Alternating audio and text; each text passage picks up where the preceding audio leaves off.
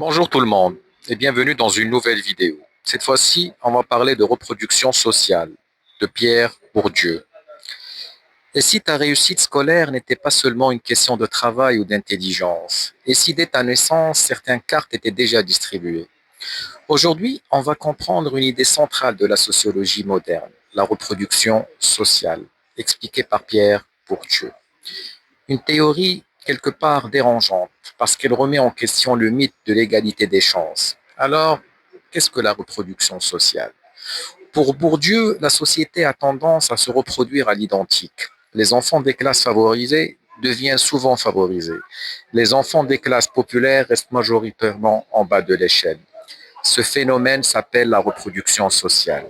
Les positions sociales se transmettent de génération en génération. Et le plus surprenant, c'est que l'école, censée corriger les inégalités, y participe souvent.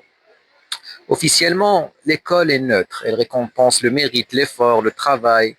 Mais selon Bourdieu, en réalité, l'école valorise une culture particulière, la culture des classes dominantes. Et le résultat, certains élèves se sentent chez eux à l'école, d'autres ont l'impression d'y être étrangers. Et cette différence n'est pas liée à l'intelligence, mais à l'origine sociale. Bourdieu parle de capital culturel qui peut prendre trois formes. Première forme incorporée, c'est-à-dire la façon de parler, votre vocabulaire, votre confiance, votre rapport au savoir. La deuxième forme, c'est une forme objectivée. Livres à la maison, accès à la culture, sorties, pièces de théâtre, discussions. La troisième forme, c'est une forme institutionnalisée. Savoir les diplômes, les titres scolaires. Un enfant qui grandit entouré de livres, de discussions intellectuelles, arrive à l'école avec un avantage invisible mais décisif. Autre notion clé de la reproduction sociale est la notion d'habitus. L'habitus, tout simplement, c'est l'ensemble des réflexes, habitudes, manières de penser que nous intériorisons sans nous en rendre compte. Exemple, on se sent légitime à parler en classe, oser parler, poser des questions, croire qu'on a sa place à l'université.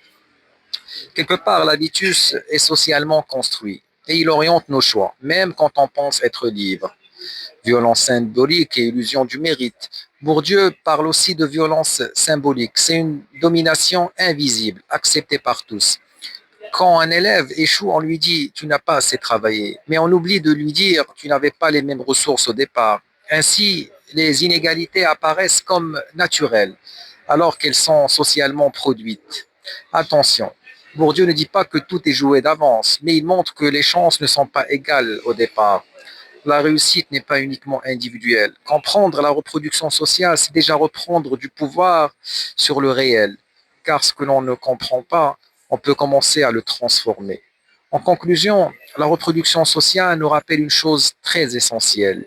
L'école n'est pas seulement un lieu de savoir, c'est aussi un lieu de pouvoir. Et comprendre pour Dieu, ce n'est pas renoncer à agir, c'est cesser de croire que l'échec est toujours personnel. Si cette vidéo vous a plu, n'hésitez pas à vous abonner pour de nouvelles vidéos. Merci.